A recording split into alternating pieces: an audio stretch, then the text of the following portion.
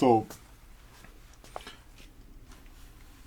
in the examples we have seen thus far, you may have observed that I talked about angles and the sine of angles, the cosine of angles, the tangent of angles, without talking about measuring those angles, while at the same time knowing that we were going to have to measure angles to be able to use those concepts more broadly.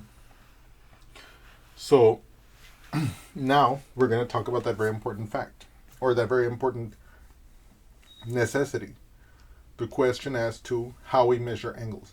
Okay? But before we do so, I want to show you the anatomy of an angle.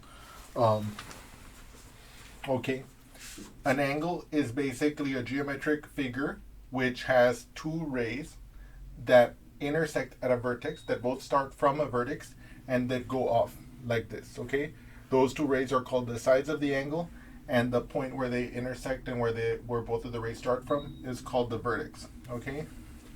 And you might know from geometry that we have angles that are acute if they have measure less than 90 degrees or less than a right angle, which we're going to find out about soon. What does 90 degrees mean?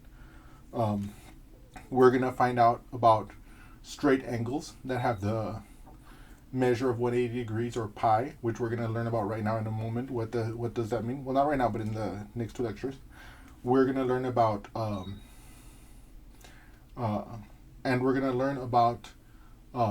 the orientation of angles and how we assign a measure to them. Okay? And so before we talk about the actual measure of angles, I'm going to talk about the first setup that's gonna enable us to measure angles. Okay? But so anyway, this is the anatomy of an angle. Okay? And let's say I have an angle here. Okay?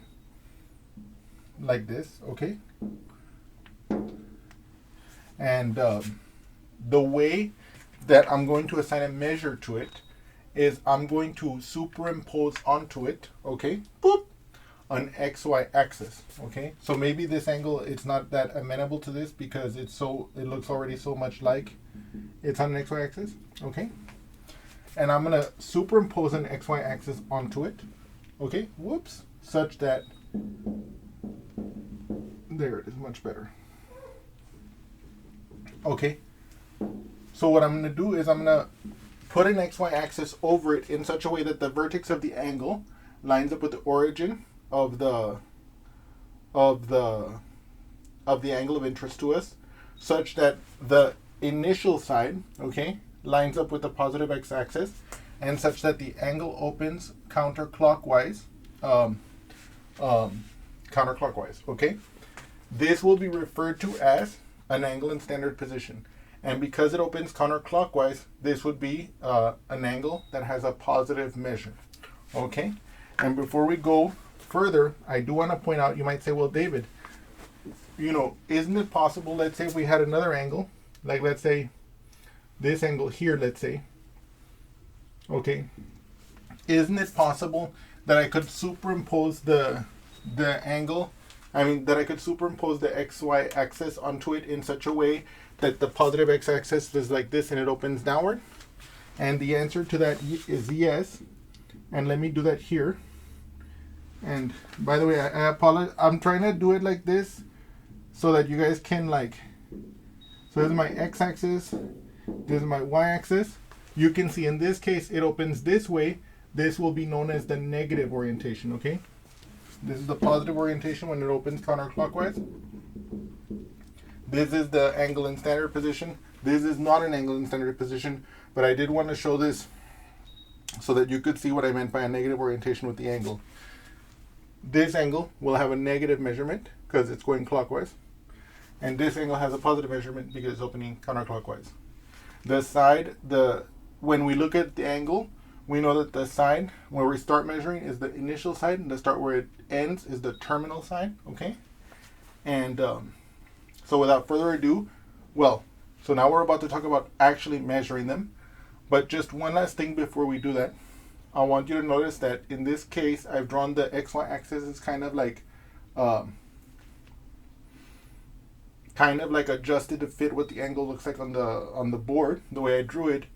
But you will see from now onwards that I'm going to draw, unless there's a certain reason to, I'm always going to draw my XY axis vertically like normal. But what I wanted you to realize is that you can superimpose the XY axis onto any angle in such a way that you can put the angle in standard position. Okay?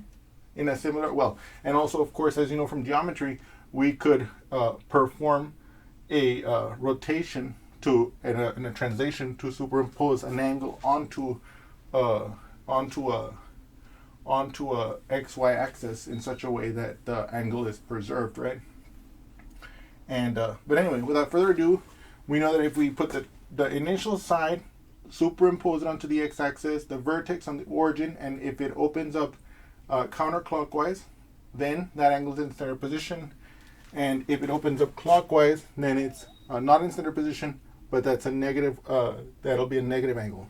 And we'll look into more examples of this in a little bit. But now we're going to start talking about how we measure angles. Okay? Thank you.